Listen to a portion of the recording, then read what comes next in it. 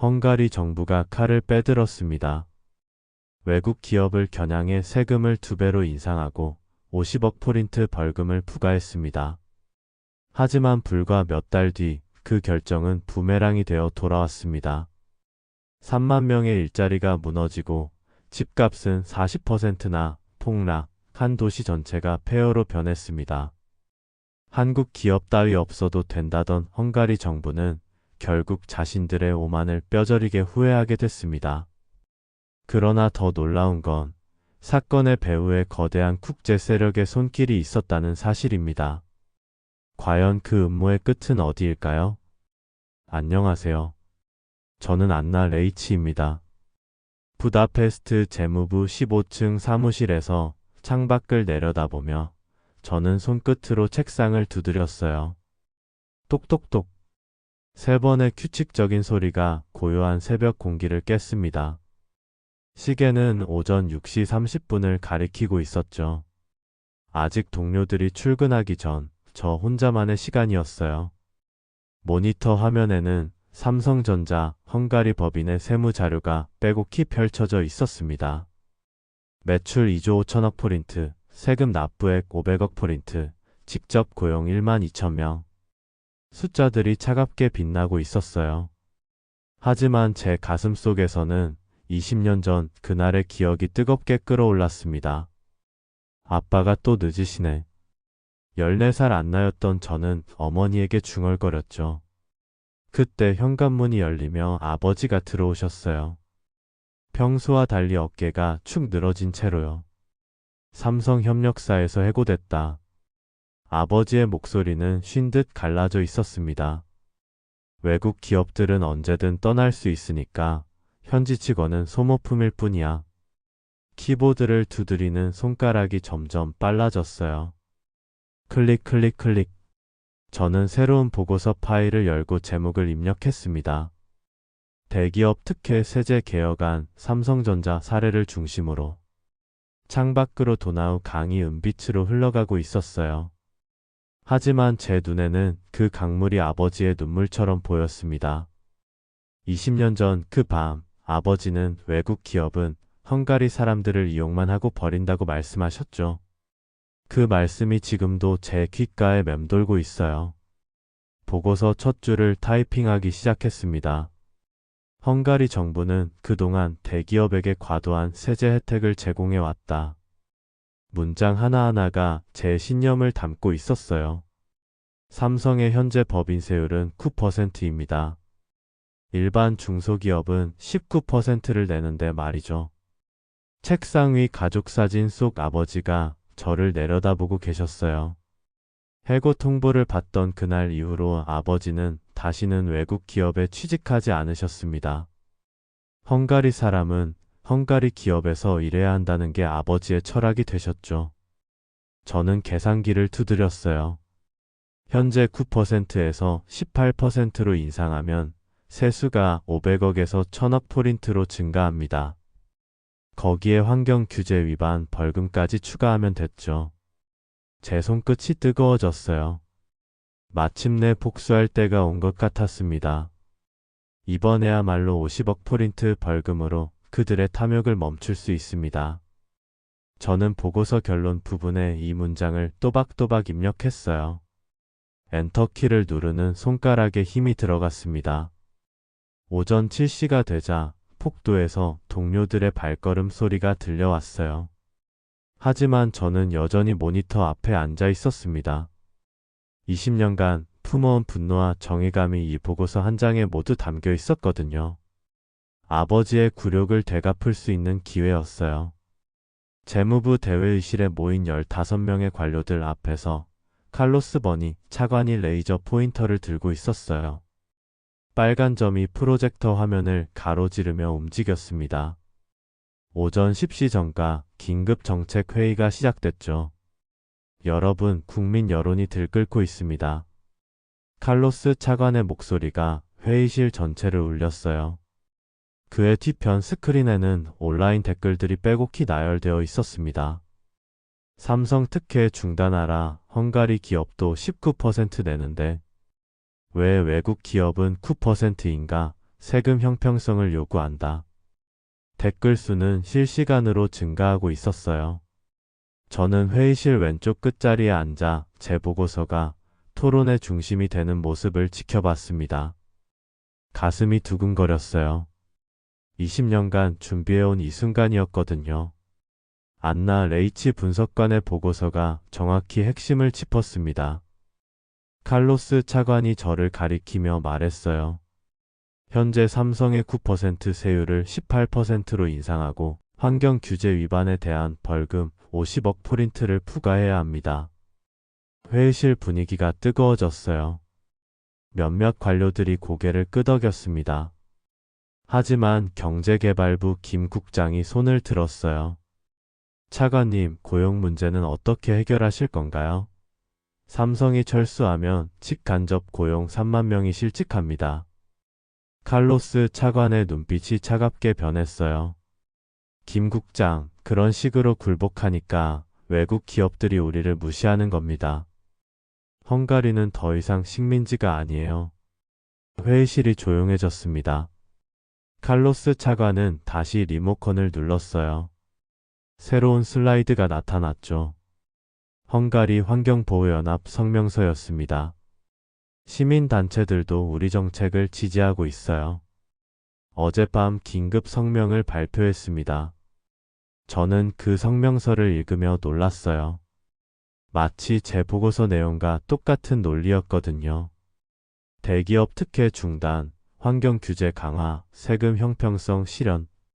너무 완벽한 타이밍이었습니다. 언론도 우리 편이에요. 칼로스 차관이 다음 슬라이드를 보여줬습니다. 주요 신문사 헤드라인들이 나열되어 있었어요. 삼성 특혜 시대의 종말, 헝가리 주권 회복의 첫걸음, 더 이상 외국 기업의 압박에 굴복하지 않는다. 제 심장이 빨리 뛰었어요. 이렇게 많은 지지를 받을 줄 몰랐거든요. 아버지가 당하신 굴욕을 이제 되갚을 수 있을 것 같았습니다. 회의가 끝나갈 무렵 칼로스 차관이 마지막 폭탄 선언을 했어요. 내일 국회에서 이 법안을 통과시킵니다. 만장일치가 목표예요. 그의 목소리에는 확신이 가득했습니다. 오후 2시 저는 사무실로 돌아와 뉴스를 확인했어요. 모든 방송사가 우리 정책을 톱뉴스로 다루고 있었습니다. 거리 인터뷰에서 시민들도 외국 기업도 똑같이 세금 내야 한다며 지지 의견을 표했어요. 제 핸드폰이 울렸습니다. 아버지였어요. 안나야, 뉴스 봤다. 내가 한 일이구나. 아버지의 목소리에 처음으로 자부심이 섞여 있었어요. 20년 전 내가 당한 일을 내가 갚아주는구나. 세율 2% 인상, 이제 한국 기업도 예외는 없습니다. 저는 아버지께 이렇게 말씀드렸어요. 그날 밤 저는 창밖을 바라보며 승리감에 젖어 있었습니다. 도나우 강이 어둠 속에서 반짝이고 있었어요. 마침내 정의가 실현되는 것 같았거든요. 하지만 그때 저는 몰랐습니다. 이 모든 완벽한 흐름 뒤에 숨겨진 진실을 말이에요.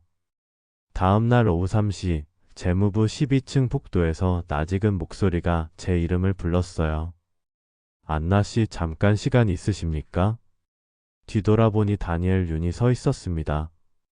40대 중반의 한국계 헝가리인으로 삼성에서 15년간 근무해온 엔지니어였죠. 그의 손에는 투툼한 파일 봉투가 들려 있었어요. 무슨 일이신가요? 저는 경계심을 드러내며 물었습니다. 그는 적의 편이었거든요. 다니엘은 조용한 목소리로 답했어요. 어제 발표하신 정책에 대해 말씀드리고 싶은 게 있습니다. 커피 한잔 하실까요? 카페테리아 구석 테이블에 마주 앉아 다니엘이 봉투를 열었습니다. 수십 장의 문서가 쏟아져 나왔어요. 숫자와 그래프로 가득한 자료들이었습니다. 이게 뭔가요? 저는 시큰둥하게 물었어요. 삼성이 헝가리에 실제로 기여한 내용들입니다. 다니엘이 첫 번째 문서를 제 앞으로 밀었어요. 지난해 세금 납부액이 500억 포린트가 아니라 실제로는 847억 포린트였습니다. 저는 눈살을 찌푸렸어요. 그럴 리가 없는데요. 제가 직접 확인했거든요. 법인세만 계산하셨죠?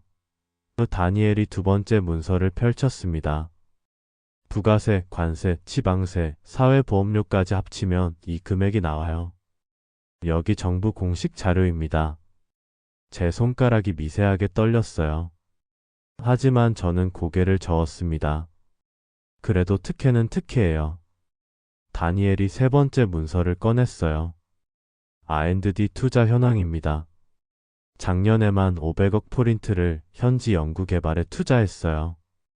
헝가리 대학들과의 공동 연구, 젊은 엔지니어들 교육 프로그램까지 포함해서요. 그래프를 보니 정말 엄청난 규모였습니다. 하지만 저는 여전히 의심스러웠어요. 그런 건 기업 이미지를 위한 거 아닌가요? 이것도 보세요. 다니엘이 마지막 문서를 내밀었습니다. 현지 대학 장학금 프로그램이에요. 매년 50억 포린트씩 200명의 헝가리 학생들에게 지급하고 있어요. 졸업 후 의무 복무도 없고 순수한 지원입니다. 장학금 수혜자 명단을 훑어보니 익숙한 이름들이 보였어요. 제 대학 후배들도 여러 명 있었습니다.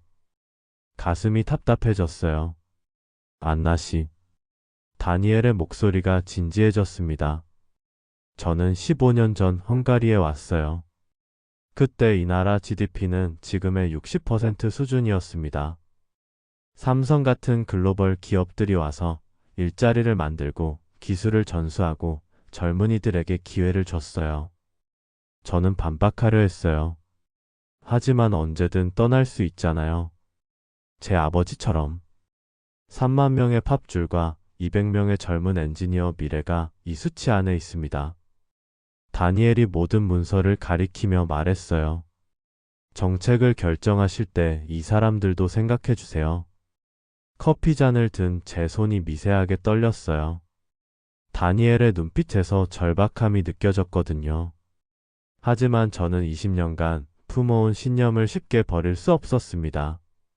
죄송하지만 이미 결정된 사안이에요. 저는 자리에서 일어났습니다. 내일 국회 통과가 확정됐거든요. 다니엘이 마지막으로 말했어요. 안나 씨, 정책은 감정이 아니라 데이터로 만들어야 합니다. 이 자료들을 다시 한번 검토해 보세요. 사무실로 돌아가는 엘리베이터 안에서 저는 다니엘이 준 자료들을 다시 들여다봤어요. 숫자들이 눈앞에서 어른거렸습니다. 847억 포린트, 500억 포린트, 3만 명, 200명. 하지만 저는 고개를 저었어요. 아버지의 상처가 이런 숫자들로 치유될 수는 없었거든요. 그날 밤 집에서 저는 아버지께 다니엘과의 대화를 털어놨어요. 아버지는 단호하게 말씀하셨습니다. 안나야, 그런 말에 흔들리면 안 된다. 외국 기업들은 본래 그런 식으로 회유한다. 하지만 잠자리에 들기 전 저는 책상 서랍에 다니엘의 자료를 조심스럽게 넣어뒀어요. 왜 그랬는지 스스로도 잘 모르겠었습니다. 다음날 오전 9시 제 핸드폰이 요란하게 울렸어요. 뉴스 알림이었습니다. 삼성전자 헝가리 철수 검토 중. 임시 생산 중단. 손가락이 저절로 기사를 클릭했어요. 화면에 나타난 헤드라인을 보는 순간 제 심장이 멎는 것 같았습니다. 삼성전자 헝가리 법인 세제 개편안에 따른 완전 철수 검토 시작. 사무실 폭도가 순식간에 소란스러워졌어요. 동료들이 휴대폰을 들고 웅성거렸습니다. 진짜 철수한대? 설마 진짜일까? 블러핑 아닌가? 오전 10시 30분 삼성 헝가리 법인에서 공식 보도 자료가 발표됐어요. 저는 컴퓨터 화면 앞에서 한 글자 한 글자 읽어 내려갔습니다.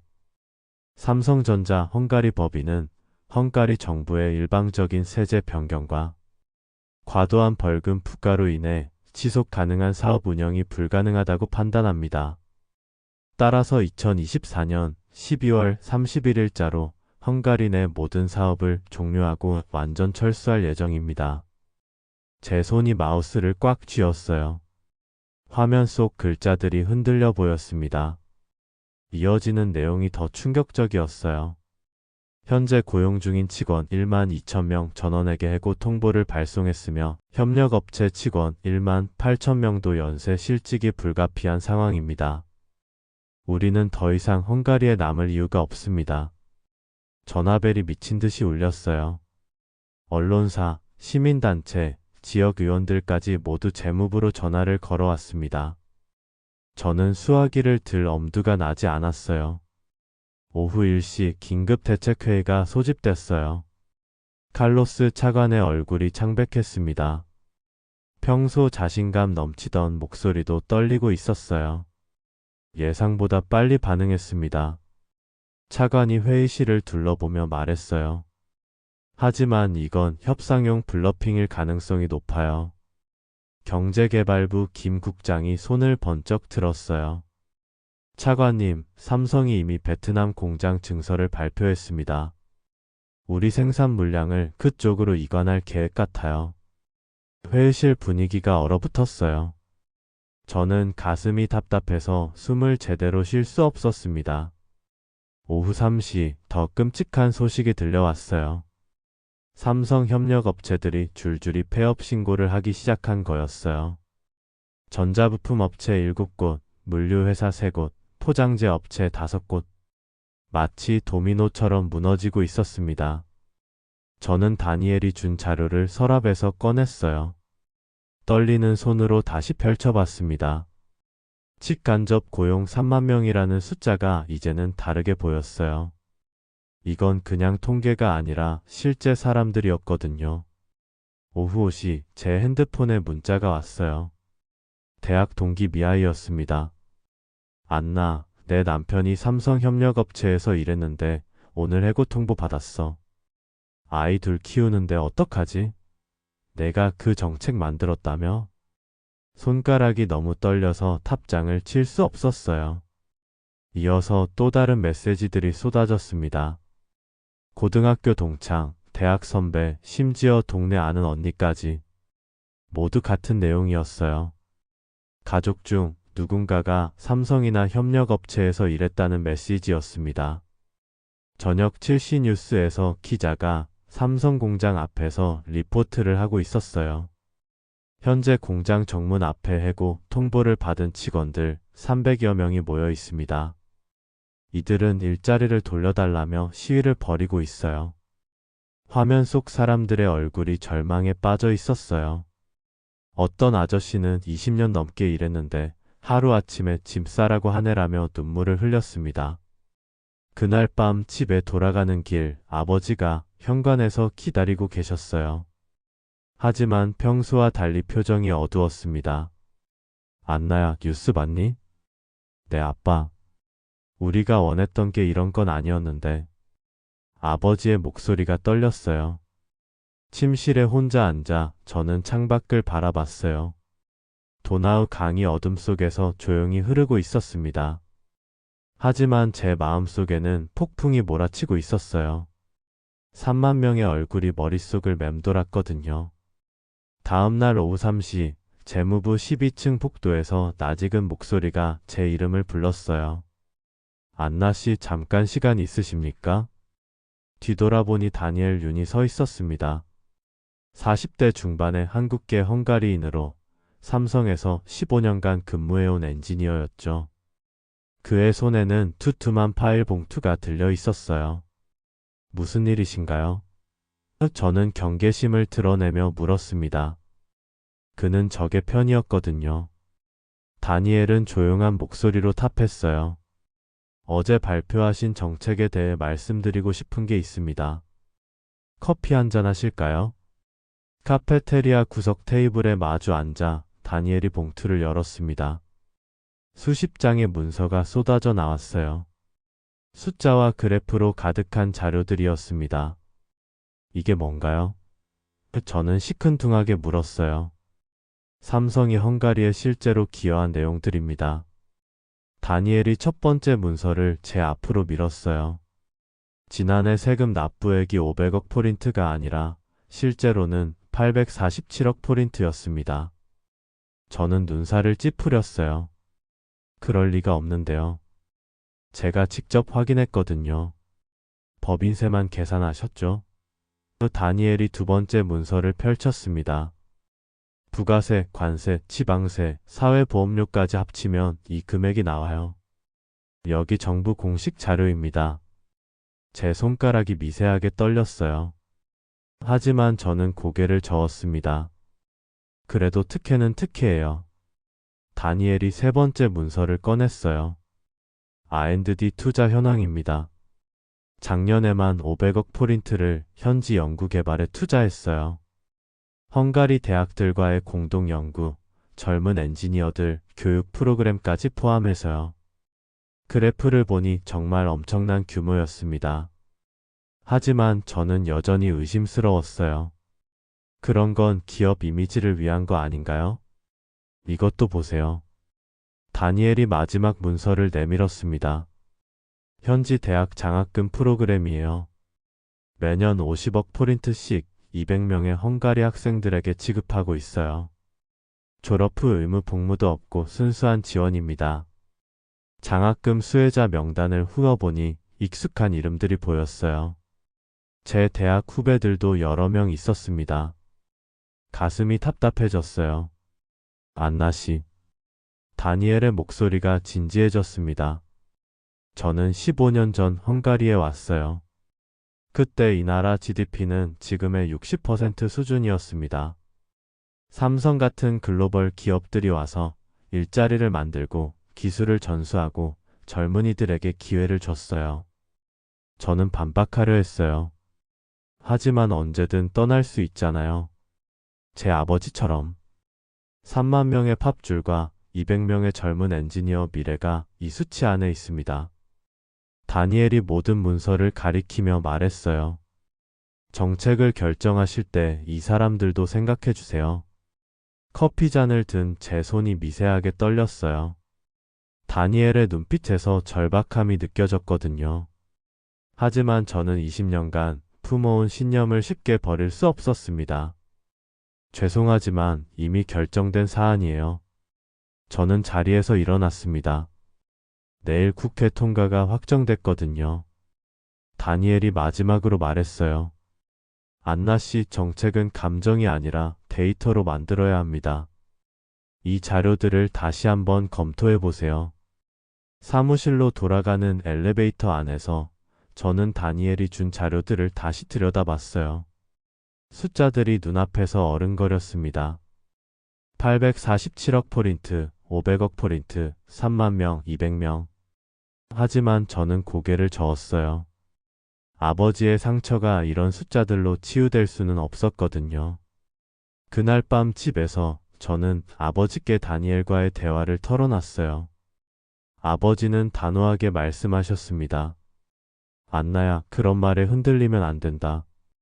외국 기업들은 본래 그런 식으로 회유한다. 하지만 잠자리에 들기 전 저는 책상 서랍에 다니엘의 자료를 조심스럽게 넣어뒀어요. 왜 그랬는지 스스로도 잘 모르겠었습니다. 다음날 오전 9시 제 핸드폰이 요란하게 울렸어요. 뉴스 알림이었습니다. 삼성전자 헝가리 철수 검토 중. 임시 생산 중단. 손가락이 저절로 기사를 클릭했어요. 화면에 나타난 헤드라인을 보는 순간 제 심장이 멎는 것 같았습니다. 삼성전자 헝가리 법인 세제 개편안에 따른 완전 철수 검토 시작. 사무실 폭도가 순식간에 소란스러워졌어요. 동료들이 휴대폰을 들고 웅성거렸습니다. 진짜 철수한대? 설마 진짜일까? 블러핑 아닌가? 오전 10시 30분 삼성 헝가리 법인에서 공식 보도 자료가 발표됐어요. 저는 컴퓨터 화면 앞에서 한 글자 한 글자 읽어 내려갔습니다. 삼성전자 헝가리 법인은 헝가리 정부의 일방적인 세제 변경과 과도한 벌금 부과로 인해 지속 가능한 사업 운영이 불가능하다고 판단합니다. 따라서 2024년 12월 31일자로 헝가리 내 모든 사업을 종료하고 완전 철수할 예정입니다. 제 손이 마우스를 꽉 쥐었어요. 화면 속 글자들이 흔들려 보였습니다. 이어지는 내용이 더 충격적이었어요. 현재 고용 중인 직원 1만 2천 명 전원에게 해고 통보를 발송했으며 협력업체 직원 1만 8천 명도 연쇄 실직이 불가피한 상황입니다. 우리는 더 이상 헝가리에 남을 이유가 없습니다. 전화벨이 미친 듯이 울렸어요. 언론사, 시민단체, 지역의원들까지 모두 재무부로 전화를 걸어왔습니다. 저는 수화기를 들 엄두가 나지 않았어요. 오후 1시 긴급 대책회의가 소집됐어요. 칼로스 차관의 얼굴이 창백했습니다. 평소 자신감 넘치던 목소리도 떨리고 있었어요. 예상보다 빨리 반응했습니다. 차관이 회의실을 둘러보며 말했어요. 하지만 이건 협상용 블러핑일 가능성이 높아요. 경제개발부 김 국장이 손을 번쩍 들었어요. 차관님, 삼성이 이미 베트남 공장 증설을 발표했습니다. 우리 생산 물량을 그쪽으로 이관할 계획 같아요. 회의실 분위기가 얼어붙었어요. 저는 가슴이 답답해서 숨을 제대로 쉴 수 없었습니다. 오후 3시 더 끔찍한 소식이 들려왔어요. 삼성 협력업체들이 줄줄이 폐업 신고를 하기 시작한 거였어요.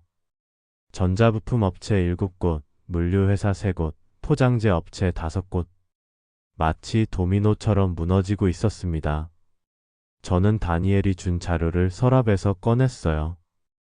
떨리는 손으로 다시 펼쳐봤습니다. 직간접 고용 3만 명이라는 숫자가 이제는 다르게 보였어요. 이건 그냥 통계가 아니라 실제 사람들이었거든요. 오후 5시 제 핸드폰에 문자가 왔어요. 대학 동기 미아이였습니다. 안나, 내 남편이 삼성협력업체에서 일했는데 오늘 해고 통보 받았어. 아이 둘 키우는데 어떡하지? 내가 그 정책 만들었다며? 손가락이 너무 떨려서 탑장을 칠 수 없었어요. 이어서 또 다른 메시지들이 쏟아졌습니다. 고등학교 동창, 대학 선배, 심지어 동네 아는 언니까지. 모두 같은 내용이었어요. 가족 중 누군가가 삼성이나 협력업체에서 일했다는 메시지였습니다. 저녁 7시 뉴스에서 기자가 삼성 공장 앞에서 리포트를 하고 있었어요. 현재 공장 정문 앞에 해고 통보를 받은 직원들 300여 명이 모여 있습니다. 이들은 일자리를 돌려달라며 시위를 벌이고 있어요. 화면 속 사람들의 얼굴이 절망에 빠져 있었어요. 어떤 아저씨는 20년 넘게 일했는데 하루아침에 짐 싸라고 하네라며 눈물을 흘렸습니다. 그날 밤 집에 돌아가는 길 아버지가 현관에서 기다리고 계셨어요. 하지만 평소와 달리 표정이 어두웠습니다. 안나야, 뉴스 봤니? 네, 아빠. 우리가 원했던 게 이런 건 아니었는데. 아버지의 목소리가 떨렸어요. 침실에 혼자 앉아 저는 창밖을 바라봤어요. 도나우 강이 어둠 속에서 조용히 흐르고 있었습니다. 하지만 제 마음속에는 폭풍이 몰아치고 있었어요. 3만 명의 얼굴이 머릿속을 맴돌았거든요. 철수선언 3일 후 저는 삼성 공장이 있던 데브레첸 시를 직접 찾아갔어요. 부다페스트에서 이 시간 거리의 이 도시가 어떻게 변했는지 확인해야겠다는 생각이 들었거든요. 기차역에서 내리자마자 을씨년스러운 분위기가 느껴졌어요. 평소라면 북적거렸을 오전 10시인데 거리가 이상할 정도로 조용했습니다. 택시 기사도 요즘 손님이 뚝 끊어졌다며 한숨을 내쉬었어요. 시청에 도착하니 마르타 시장이 저를 맞았습니다. 50대 중반의 그녀는 평소보다 10살은 늙어 보였어요. 눈가에 다크서클이 짙게 패여 있었거든요. 안나 분석관 직접 와주셨군요. 마르타 시장의 목소리에는 원망이 섞여 있었어요. 현실을 보여드리고 싶어서 연락드렸습니다. 시장 집무실 창문으로 보이는 거리 풍경이 처참했어요. 평소 문을 열었던 상점들이 하나둘씩 셧다운되기 시작했습니다. 임대, 매물 안내문이 붙은 건물들이 눈에 띄었어요. 어제까지 3일간 실업급여 신청자가 500명을 넘었어요. 마르타 시장이 서류를 펼쳤습니다. 삼성 직접 고용자 1만 2천 명 중 90%가 이미 신청했고요. 제 가슴이 답답해졌어요. 500명이라는 숫자가 이렇게 무겁게 느껴질 줄 몰랐거든요. 협력업체 상황은 더 심각해요. 시장이 두 번째 문서를 보여줬어요. 전자부품 업체 7곳 중 5곳이 벌써 폐업 신고를 했어요. 나머지 2곳도 이번 주 안에 문을 닫을 예정이고요. 시계를 보니 오후 1시였어요. 점심시간임에도 시청 주변 식당들이 한산했습니다. 평소라면 삼성 직원들로 북적거렸을 텐데 말이에요. 500명의 시민이 오늘 하루에만 실업급여를 신청했습니다. 마르타 시장이 창밖을 가리키며 절규하듯 말했어요. 저기 보이는 아파트 단지 있죠? 삼성 직원들이 주로 살던 곳인데 벌써 매물이 20채 넘게 나왔어요. 저는 그 아파트 단지를 바라봤어요. 불과 일주일 전까지만 해도 활기찬 주거 지역이었을 텐데 이제는 을씨년스러워 보였습니다. 집값도 벌써 떨어지기 시작했어요. 시장이 부동산 시세표를 내밀었습니다. 평방미터당 평균 40만 포린트였는데 지금은 24만 포린트예요. 40% 폭락한 거죠. 숫자를 보는 순간 현기증이 났어요. 40% 폭락이라니. 집을 담보로 대출을 받은 사람들은 어떻게 될까요? 오후 2시 우리는 시내 중심가를 둘러봤어요. 삼성 직원들이 자주 찾던 대형 쇼핑몰에 갔습니다. 평일 오후임에도 썰렁했어요. 상점 사장들의 표정이 어두웠죠. 한 카페 사장이 우리를 알아보고 다가왔어요. 시장님, 정말 어떡하면 좋죠? 매출이 60% 떨어졌어요. 삼성 직원들이 단골이었는데 그 옆 꽃집 아줌마도 끼어들었습니다. 우리도 마찬가지예요. 삼성에서 회사 행사용 꽃다발 주문이 월 200만 포린트 정도 됐는데 이제 그것도 끊어졌어요. 저는 말문이 막혔어요. 삼성철수가 이렇게 광범위한 파급 효과를 일으킬 줄 몰랐거든요. 오후 4시 시청으로 돌아왔을 때 더 충격적인 소식이 기다리고 있었어요. 시 재정 담당자가 급하게 보고했습니다. 시장님, 큰일 났어요. 지방세 수입이 40% 감소할 것 같습니다. 삼성과 협력업체들이 내던 세금이 전체 세수의 40%를 차지했거든요. 마르타 시장의 얼굴이 새하얗게 변했어요. 40% 감소라고? 그러면 시청 공무원 월급도 못 줄 판이네. 교육 예산, 복지 예산도 대폭 줄여야 할 것 같아요. 담당자가 떨리는 목소리로 덧붙였습니다. 그 순간 저는 비로소 깨달았어요. 제가 만든 정책이 단순히 큰 기업 하나를 쫓아낸 게 아니라 도시 전체의 생태계를 파괴한 거였다는 걸요. 3만 명의 실직, 40% 집값 폭락, 40% 세수 감소. 이 모든 수치들이 실제 사람들의 삶을 짓밟고 있었습니다. 저녁 6시 기차를 타고 부다페스트로 돌아가는 길, 창밖으로 보이는 데브레첸의 불빛들이 평소보다 어둡게 느껴졌어요. 제 가슴 속에서도 무언가가 꺼져가고 있었습니다.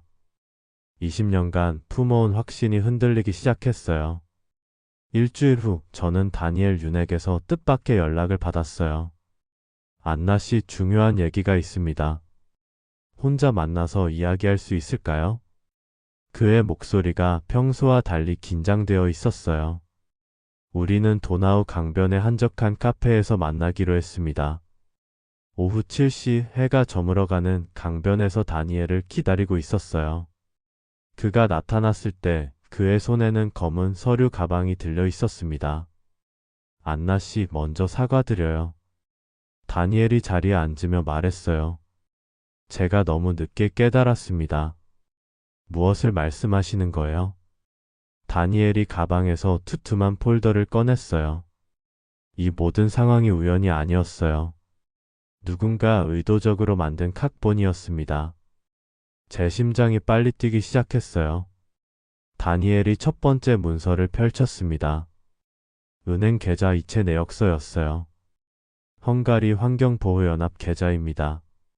다니엘이 손가락으로 숫자를 가리켰어요. 지난 6개월간 총 5억 포린트가 입금됐어요. 그런데 출금 계좌를 보세요. 제가 자세히 들여다보니 계좌번호 앞에 CN이라는 국가 코드가 보였어요. 중국이었습니다. 중국에서 왜 헝가리 환경단체에 돈을 보냈을까요? 다니엘의 목소리가 낮아졌어요. 두 번째 문서는 더 충격적이었어요. 중국의 한 대기업과 헝가리 정부 고위 관료들 간의 이메일 내역이었습니다. 이걸 어떻게 구하셨어요? 저는 떫은 입맛으로 물었어요. 제 동료 중에 IT 보안 전문가가 있어요. 우연히 발견한 거죠. 다니엘이 이메일들을 넘기며 설명했어요. 여기 보세요. 프로젝트 드래곤이라는 암호명으로 대화하고 있어요. 제가 이메일 내용을 읽어보니 소름이 돋았어요. 단계 1 여론 조성, 단계 2 정책 추진, 단계 3 경쟁사 제거. 마치 전쟁 계획서 같았습니다.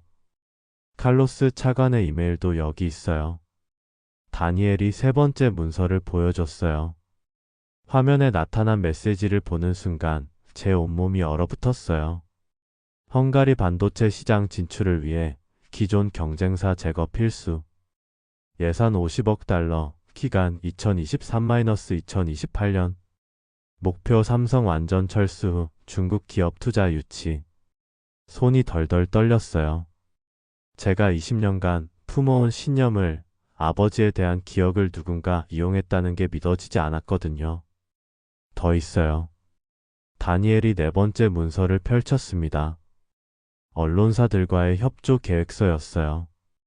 주요 신문사 3곳에 광고비 명목으로 총 10억 포린트를 지급했어요. 삼성 규제 기사를 쓰는 조건으로요. 제 머리가 어지러웠어요. 그 완벽했던 여론의 흐름, 시민단체의 성명서, 언론의 일제 보도. 모든 게 조작이었다는 뜻이었어요. 안나 씨. 다니엘이 제 손을 잡았어요.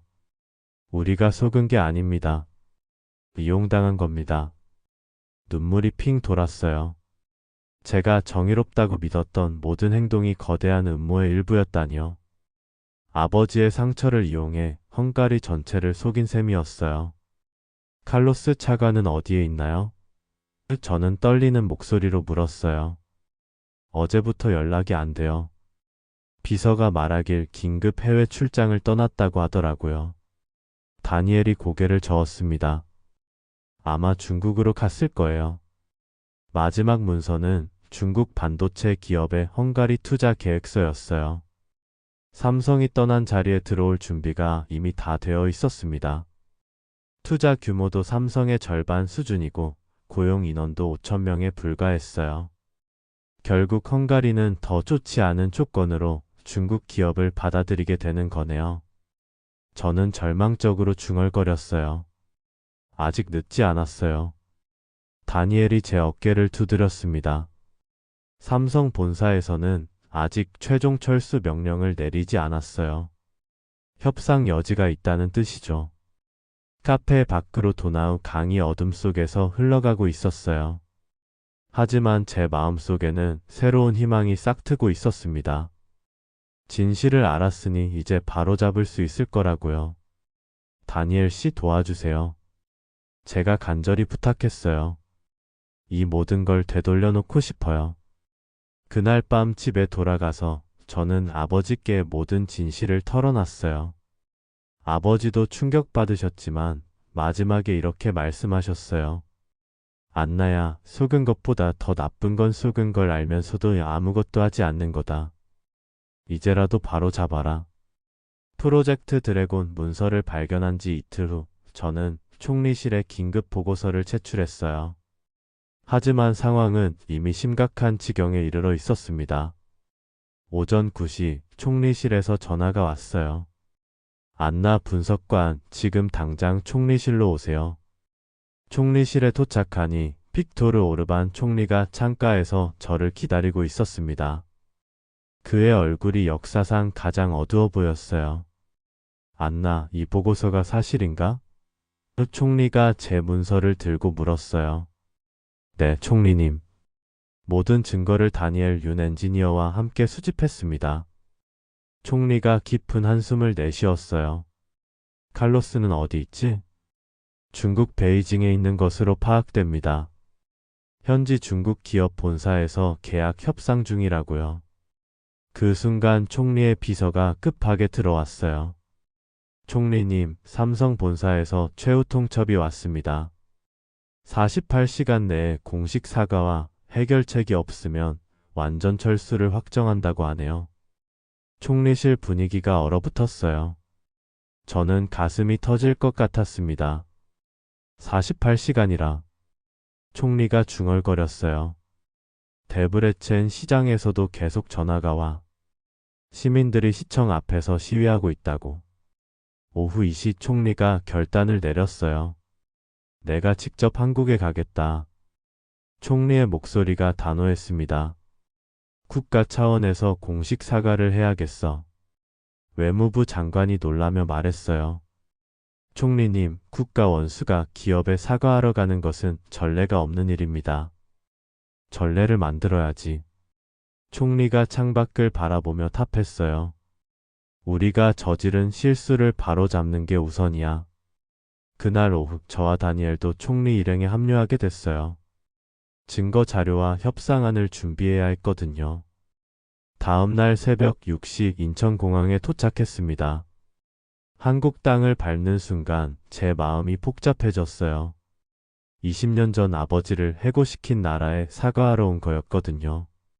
오전 10시 삼성 본사에서 이재용 회장과 만났어요. 회의실 분위기가 냉랭했습니다. 총리님께서 직접 오시다니 의외입니다. 이재용 회장이 정중하지만 차가운 톤으로 말했어요.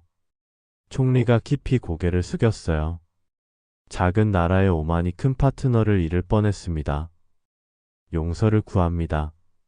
저는 그 장면을 보며 가슴이 뜨거워졌어요. 한 나라의 총리가 기업에 고개 숙이는 모습이 굴욕스러울 수도 있었지만 그것이 진정한 리더의 모습이라는 생각이 들었거든요. 총리님의 진정성은 느꼈습니다. 이재용 회장이 말했어요. 하지만 신뢰 회복에는 시간이 필요합니다. 다니엘이 프로젝트 드래곤 자료를 설명했어요. 이 모든 상황이 외부 세력의 조작이었음을 보여드리고 싶습니다. 회장이 자료를 꼼꼼히 검토한 후 말했어요. 이 정도 규모의 음모라면 헝가리 정부도 피해자라고 볼 수 있겠네요. 오후 3시 본격적인 협상이 시작됐어요. 헝가리 측에서 제시한 조건은 다음과 같았습니다. 10년간 세금 동결을 약속합니다. 현재 9% 법인세율을 10년간 보장하고 추가 규제도 없을 것입니다. 투명성 보장위원회를 설치해 모든 정책 결정 과정을 공개하겠습니다. 중국 기업과의 모든 협상을 중단하고 관련자들을 법적으로 처벌하겠습니다. 이재용 회장이 임원들과 잠시 협의한 후 답했어요.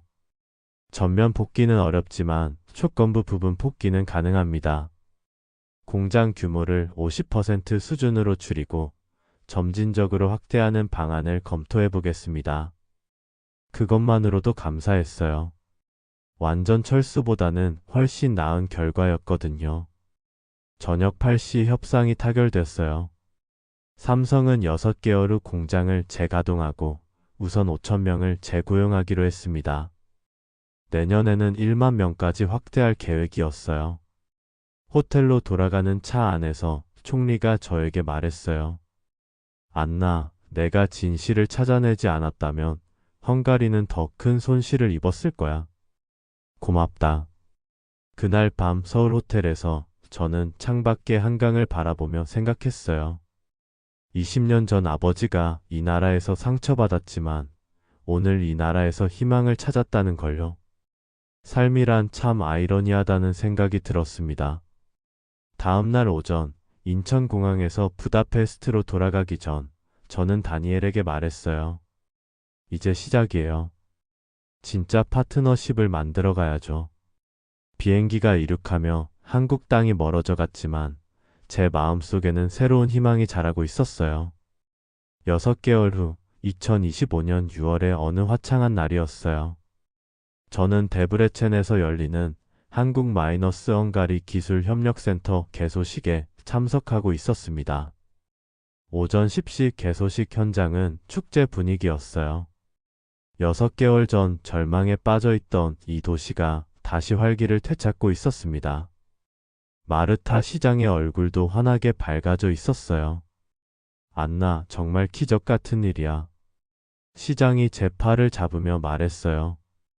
재고용된 5,000명 덕분에 도시가 다시 살아나고 있어. 무대 위에서는 오르반 총리와 삼성 임원이 협력센터 현판을 제막하고 있었습니다. 샘성 마이너스 헝거리 테크놀로지 코아퍼레이션 센터라는 글자가 햇살에 반짝였어요. 저는 관중석에서 그 모습을 지켜보며 가슴이 벅차올랐습니다. 불과 6개월 전만 해도 이런 날이 올 줄 꿈도 못 꿨거든요. 개소식이 끝난 후 저는 협력센터 내부를 둘러봤어요. 1층에는 최신 반도체 장비들이 설치되어 있었고 2층은 교육시설로 꾸며져 있었습니다. 2층 강의실에서는 20명의 헝가리 청년들이 한국 엔지니어에게 기술을 배우고 있었어요. 그들의 눈빛이 너무나 진지했습니다. 이분들이 미래의 헝가리 반도체 인력이 될 거예요. 다니엘이 제 옆에서 설명했어요. 6개월 과정을 마치면 삼성에 정식 채용될 예정이고요. 한 젊은 여학생이 열심히 노트를 적고 있는 모습이 눈에 들어왔어요. 20년 전의 제 모습 같았습니다. 외국 기업을 적대시하는 대신 배우려는 자세로 바뀐 게 인상적이었어요. 오후 2시 협력센터 앞 광장에서 시민 간담회가 열렸어요. 재고용된 직원들과 그 가족들이 모여 있었습니다. 한 아저씨가 마이크를 잡았어요.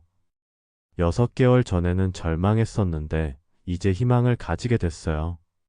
우리 아들도 저기서 기술을 배우고 있거든요. 다른 아줌마도 손을 들었어요. 집값도 다시 오르기 시작했어요. 28만 포린트까지 회복됐다고 하네요.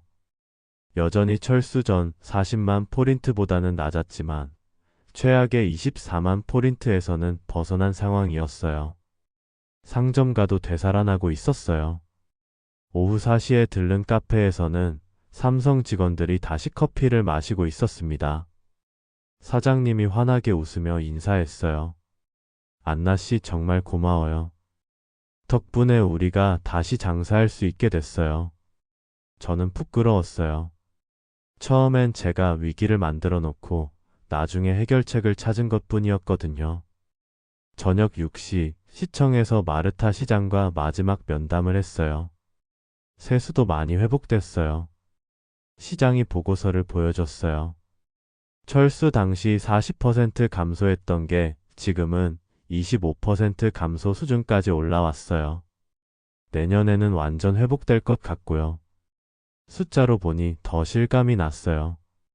5,000명 재고용으로도 이 정도 효과가 나타났다면 내년 1만 명 확대 때는 철수 전 수준으로 돌아갈 수 있을 것 같았어요. 가장 중요한 건 사람들의 마음가짐이 바뀐 거예요. 시장이 창밖을 바라보며 말했어요. 이제는 외국 기업을 적대시하지 않고 파트너로 생각해요.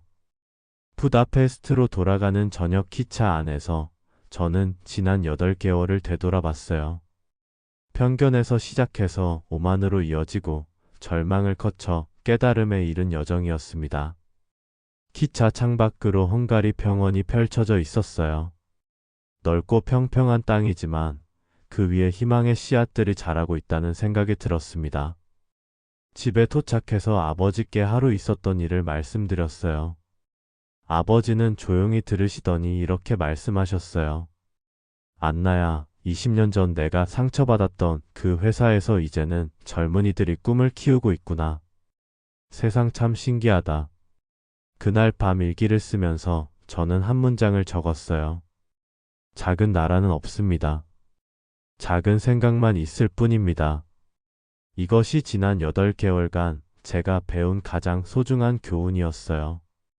헝가리는 작은 나라지만 열린 마음과 진정한 파트너십으로 얼마든지 큰 꿈을 이룰 수 있다는 것을요. 창밖으로 도나우 강이 은빛으로 흘러가고 있었습니다. 그 강물이 이제는 희망의 메시지를 전하는 것 같았어요.